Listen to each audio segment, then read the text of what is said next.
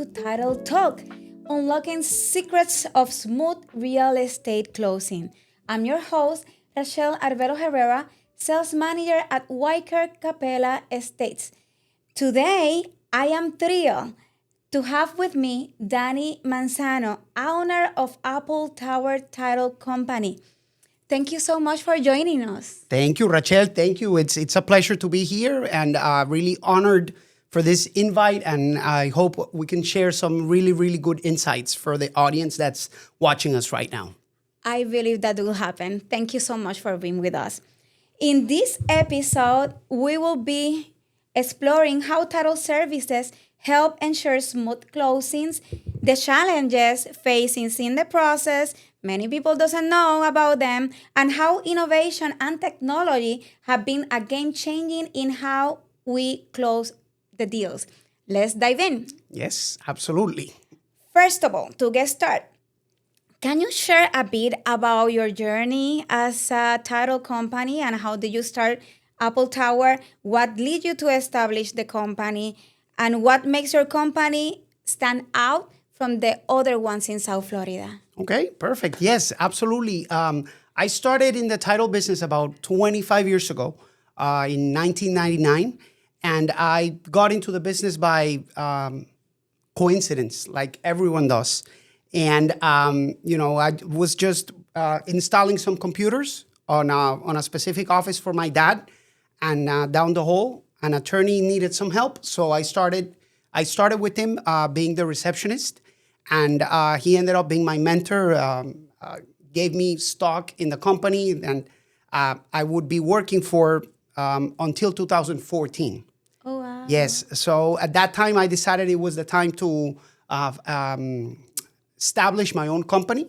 And I did in 2014. That's how Apple Tower started.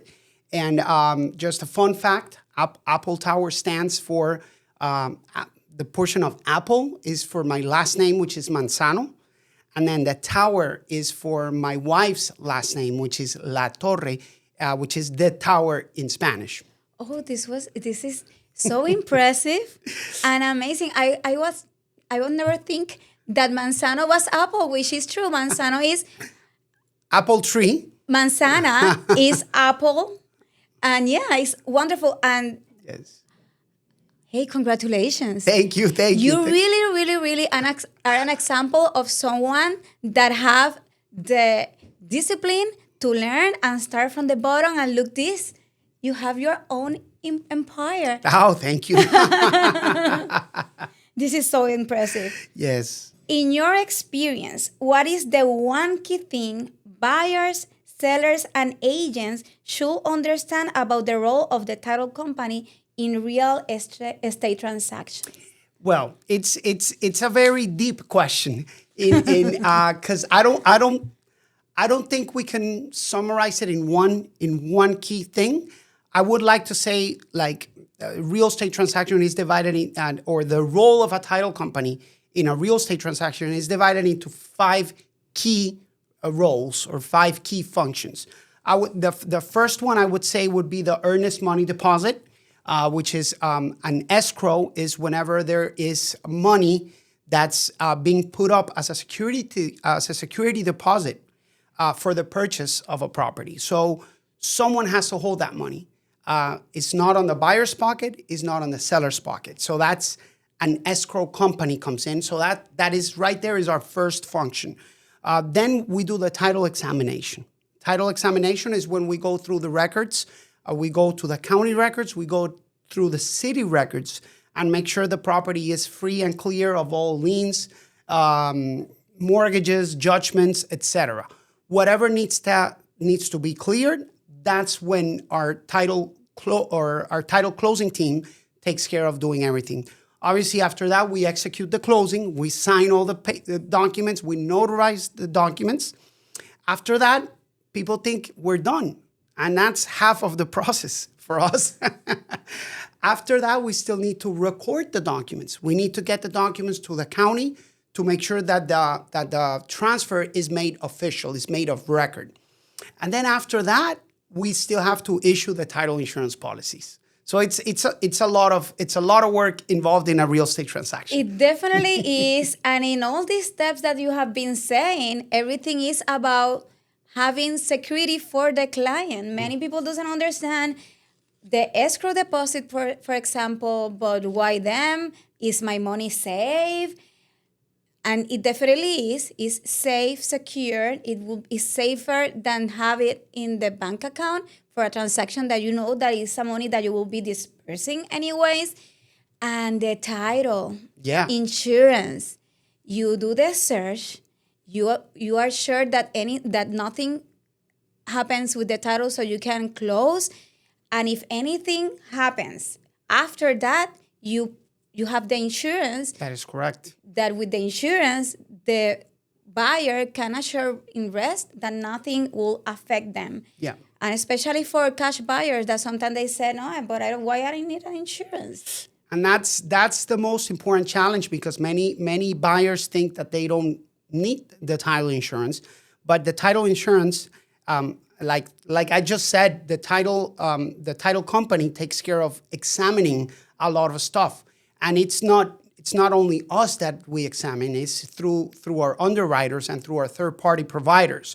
So there's and this, I say this because every time there's a human looking at anything, there's spaces for mistakes or for misinterpretations. And this happens quite a lot in title.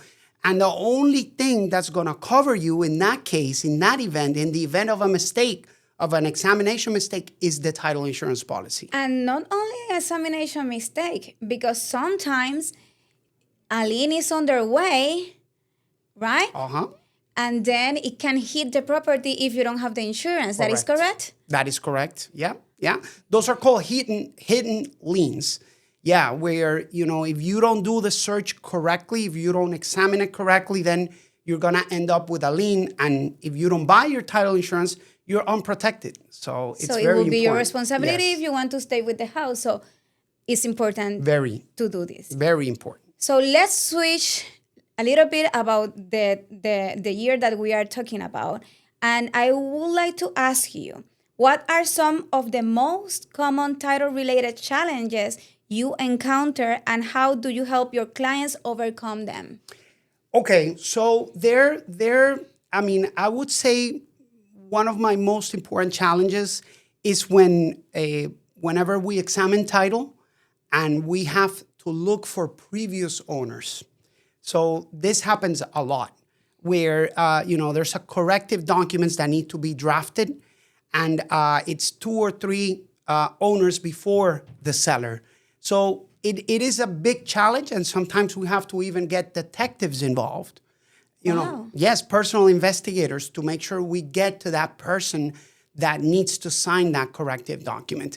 And even when we find them, the objection comes out. Why do I need to sign something? I sold this property 15 years ago. Why am I being contacted now? So there's a lot of hidden title defects that people think, will not affect, but then throughout the pass of time, then something happens that triggers that title defect to comes in. And it is fixable if you cannot find that person? Yes. So at the end, there is always a fix for everything. So at the end, if you're not able to find that person, you have to do what we call a quiet title action, which is a lawsuit. It's very costly, but at the end, yes, it can be fixed. But to summarize, what I'm trying to convey is, if you would have had title insurance, that wouldn't happen. That wouldn't happen.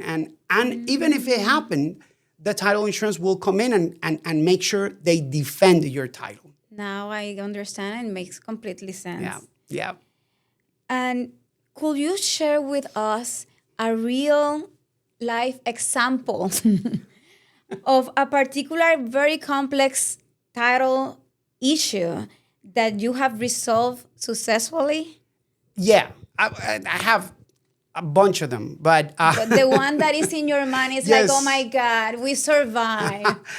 So yeah, recently we had a deal where the association foreclosed on a person, this person had a mortgage at the time, and obviously the lien of the association is always inferior to the lien created by a lender, meaning the lender always has priority over the condo dues. Okay? So, but the condo association could choose to foreclose on a homeowner that has failed to pay their condo association dues. So that was the case. The person, the condo association foreclosed on the owner. This was 13 years ago.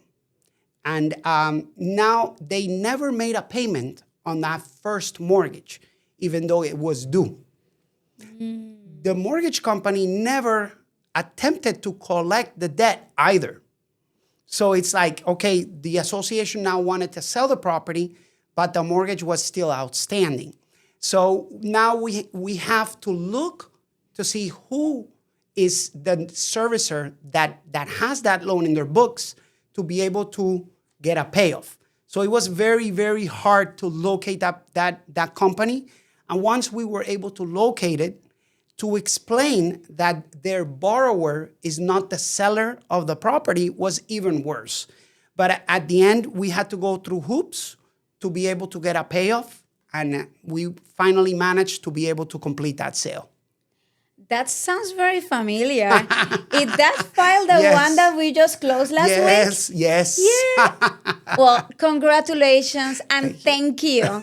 Because that file was very hard and I feel like we made it. Yes. Thank you. It was a great team. Yes. Thank you so much and congratulations. My pleasure. Yeah, it was a tough one, and the president of the association was a tough cookie as well. Yes. So it was like everything was came together for that transaction, but we managed to make it happen. That happens when you have the best on charge. Yeah, thank you. In your experience, what common mistake do realtors and buyers sometimes make that can delay the closing? And how do you work to avoid those pitfalls? I think it summarizes into one thing, time periods, timelines. So meaning sometimes we are not, and not only the realtors, like everyone in the transaction, sometimes they are not following the time periods correctly. And, whenever they want to get, or they get, for example, they get their loan denied and the time frame for their loan contingency was already passed, then it's a problem for the buyer to get their deposit back. So it's just because we don't tend not to follow the time periods. So if we were looking at and very closely having those time periods in mind, obviously if we don't have a loan approval 1 or 2 days before the expiration of that time frame, we either get an extension or we cancel the contract. So everything, like there's other contingencies, the inspection contingency, the title contingency, the closing contingency, but we're just not on top of that. And whenever that happens, worst comes to worst, and then now the seller wants to get the deposit, and then the deposit is at risk. The transaction becomes a big mess. So if I were to say one thing, would be the time periods. And that is super important because we as realtors, we have our work is to protect our client. That's why we have to follow very carefully all the due dates. We have to be on top of the due dates since the beginning of the transaction, inform to the parties about the due dates, deadlines, have alerts so you don't forget because we have multiple transactions and to avoid this. That is, definitely. Yeah. But yes, not everyone works the same way.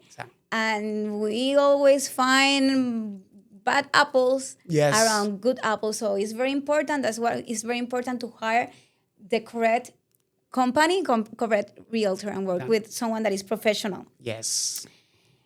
Let's talk a little bit about the insurance, technology, and market trends. right now, what is the biggest misconception about the title insurance that you like to clear up for an audience? Okay, that's a good question. And this is the myth that I see always is, and unfortunately happens a lot with mostly with our Latin audience. Okay, I'm married. I'm married in Colombia, but I'm not married in the United States. They think that they are single. And they think that they're single. That is absolutely not correct. So wherever you're married, if you're married, marriage is universal. So it's like you're married in the United States, and then you do need your spouse, you do need your consent. Obviously depending on the type of transaction. But I would say that is the biggest myth. And as far as closing is concerned, and then title is, many people think that title is not needed. The title insurance is not needed. But, whenever you encounter stuff like fraud, with so many new trends, new technology appearing that are giving the fraudsters more tools to act and to become criminals, the more you need your title insurance policy, because title insurance policy is going to one of the covered items on the title policy is fraud.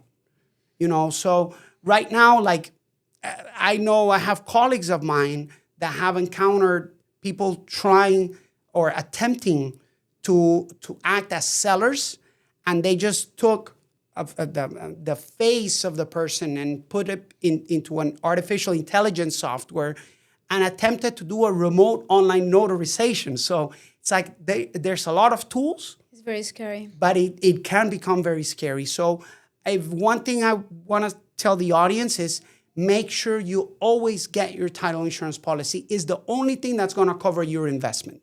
Definitely do so. And also, I will say that forgetting things or not saying all the truth can lead you to involuntarily commit a fraud, which can be punished by the authorities. So maybe you think that you're not doing anything, that is the small thing, but it's bigger than what you think. Yes. So it has to be very, very careful when you answer those sheets of buyer or seller information. Yeah. No, and there's so many tools out there that, like I said, are giving the fraudsters more things to act on. Like they can impersonate my voice with just 10 seconds. Yeah. So we have to be very, very, very careful. So we are talking about how the technology is impacting in a bad way our process of closing. But if we want to talk about the good stuff, Yes. about what positive thing the new technology have been helping to make more transactions, what you will say that it will be a good thing that is going on now? Before I go into that question, I would like to say that I would say 3% of the technology is bad, and 97% is put to good use. Good to clarify. Yes, good to clarify, yes. So the technology, I am one of I always like to be early implementers of new technologies. 10 or 15 years ago, whenever we wrote an earnest money deposit, or one of our buyers wrote an earnest money deposit, the realtor had to go around town to deliver that check to the title company to be deposited. I remember that. You remember that? So we're actually the first company in the state to have technology where the client could deposit the check on their phones, just like they were depositing into your bank account, but it would go into escrow.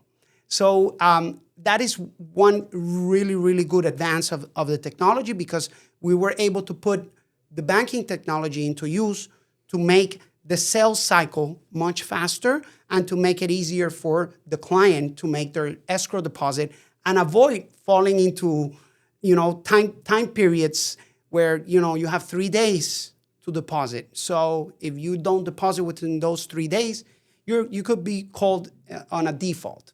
Definitely. Having said that, as far as closing technology, in 2020, believe it or not, it was right 2 months before the pandemic hit.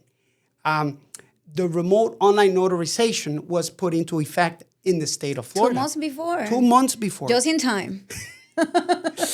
Yeah, and It was like almost planned. Yes, yeah, yeah. I share a story because this act had been talked upon for about 10 years before that. So it's like, okay, we are coming up with digital closings. We're coming up with digital closings, but the law never enacted in Florida until 2020. I started my notary commission, my electronic notary commission, to be a remote online notary towards the end of 2019. And 2020, in February, mid-February, my commission was approved after 3 months of back and forth with the state. And it turned out to be that I was one of 3 remote online notaries that were approved by the state when the state closed the office. Wow. So it was the pioneers, part of the pioneers, and the ones that were able to close deals when everyone else were unable to work. Exactly. Wow. So, and that's why I was saying it's a good story, because even my own underwriters were calling me, Danny, can you assist with this closing for your colleague, for my another title company? So I helped a lot of colleagues to close transactions because you couldn't do it there was no other option. With these histories, you are reconfirming that you are awesome in what you do. Oh, thank you. Congratulations again. Thank you. About South Florida real estate market heading in the next few years, what do you foresee that will be happening in terms of title services? Okay, so I think we got hit with a very tough 2024, where number one, it was presidential elections, so the election year is always a tough one, and number two, the whole industry went through a big change, which was the commission, the commission structure, where it went to buyer paid commission. Yeah, the compensation change. Yes. So there was a lot of stress put up into the real estate market. And then on top of that, interest rates. So I think 2025, things are starting to alleviate a little bit.